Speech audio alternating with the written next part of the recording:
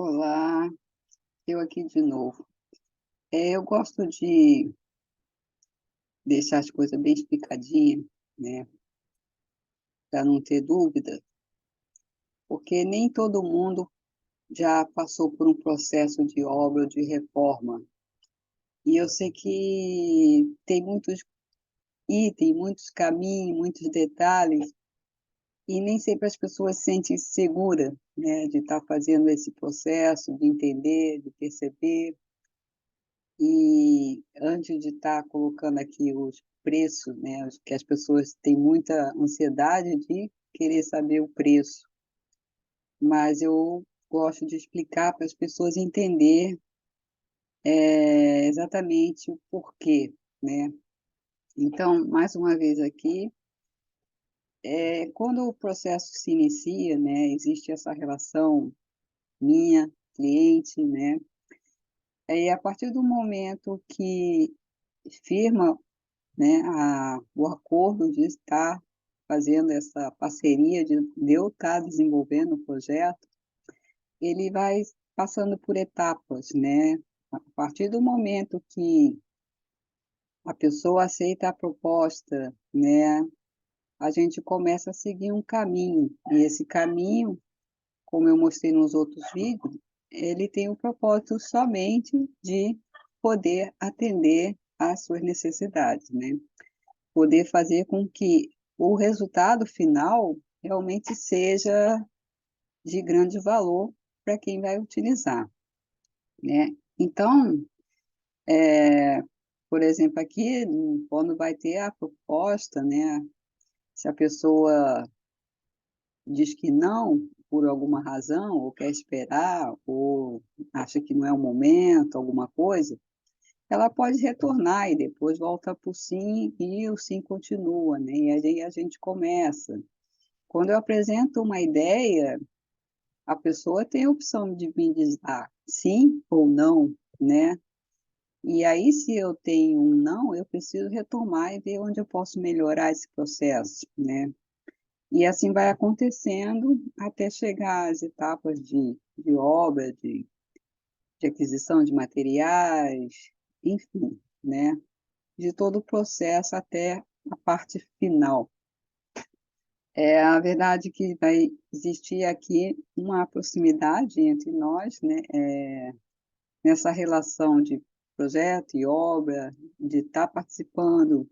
Tem pessoas que são mais disponíveis no sentido de personalidade, de passar informações, de passar, né, se gosta, se não gosta. Tem outras que já são mais fechadas, não gosta de falar dela, não gosta de falar dos gostos.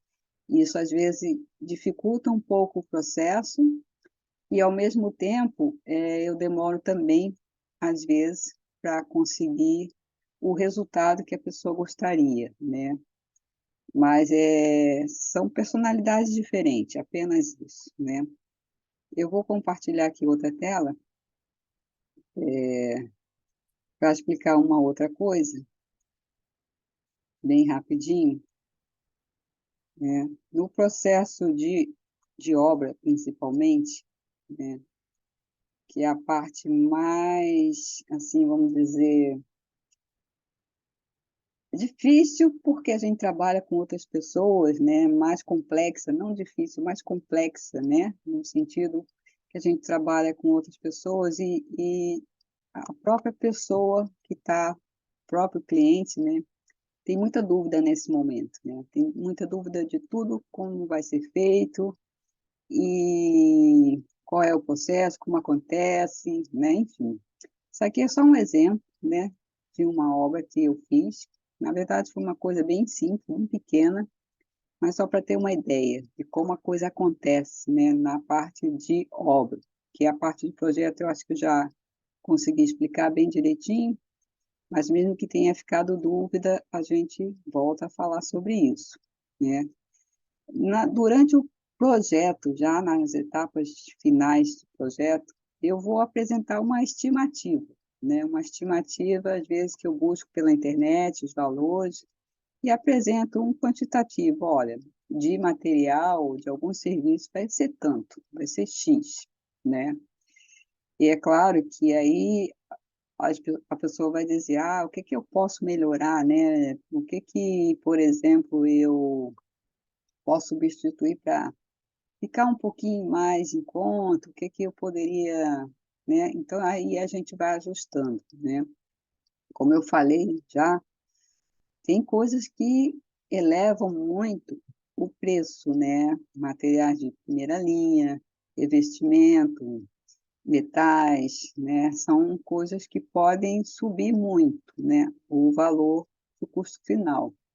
Por exemplo, uma torneira gourmet, daquelas que você pode esquentar água para fazer um chá, você pode fazer um café, você tem água do filtro para beber, água natural, você tem água comum da torneira, né, vários tipos de acionamento, água gelada. Então, uma torneira desse tipo, né, de padrão A, ela custa em torno de R$ 22.000, uma torneira. Então, são itens, né, que a gente, se a pessoa quer, pode, a gente usa. Se não, a gente vai substituindo, né. Eu deixo muita vontade nesse sentido, para a pessoa sentir a liberdade de escolha, né, a liberdade que ela possa adquirir e a liberdade que ela possa se satisfazer, né. É claro que tem coisas que precisam ser ajustadas, tem outras que dá para manter, tem outras que não dá, às vezes a pessoa abre mão de uma coisa, mas quer outra de qualquer jeito, então a gente vai tentando fazer esse balanço, né, para no final ficar dentro de um orçamento que esteja na expectativa de gasto, né, de custo de investimento, né. Então, durante o processo de projeto, eu vou apresentar alguma coisa parecida com isso, no final, já quase no final, né.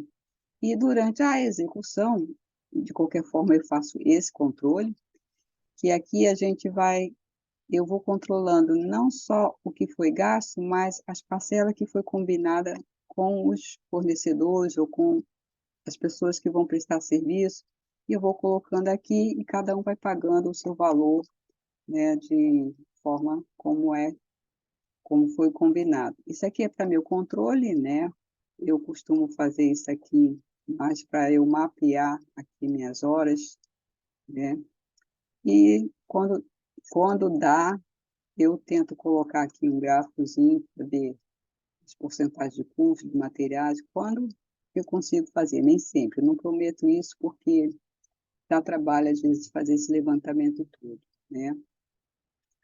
Mas agora vamos para a proposta, né, a tão proposta esperada. Como eu falei, eu gosto de explicar as coisas para poder não ter dúvida, mas se tiver dúvida, por favor, me pergunte sempre, né.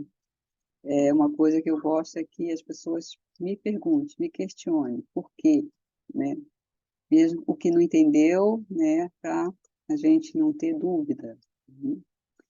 Então eu vou colocar aqui, já fiz o PDF para vocês, daqui a pouco eu vou encaminhar,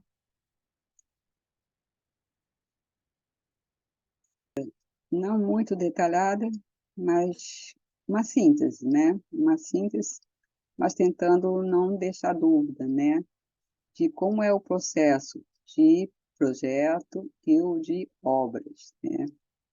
Aqui, explicando algumas coisinhas do projeto, né, eu gosto de fazer isso, como eu falei, tem pessoas que nunca passaram por um processo de reforma, né, e às vezes acham que algumas coisas assim meio que mágica, né, e não é bem assim.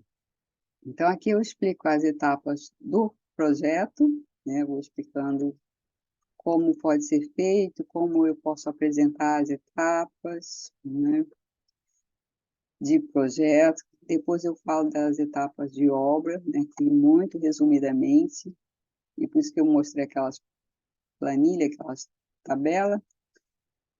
Durante a obra também eu costumo fazer um relatório de obra, podia ter aberto aqui, que eu vou anotando dia a dia, a execução, o que foi feito, o que não foi feito, as coisas que podem ter acontecido na obra, o porquê que alguma coisa pode ter atrasado ou não, ou um serviço que não concluiu. Eu vou tentando explicar e deixa tudo registrado. Aí a pessoa opta se ela quer receber semanalmente, quinzenalmente, todo dia. Isso aí a gente combina durante o processo, né, quando é feita a execução.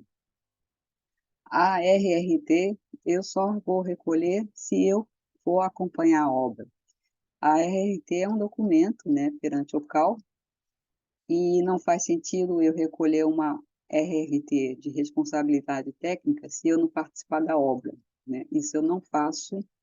Tem colegas que fazem, mas eu não faço. Eu só faço se eu acompanhar a obra, porque eu respondo legalmente, né, por uma coisa que pode estar acontecendo e sem eu saber o que está acontecendo, né?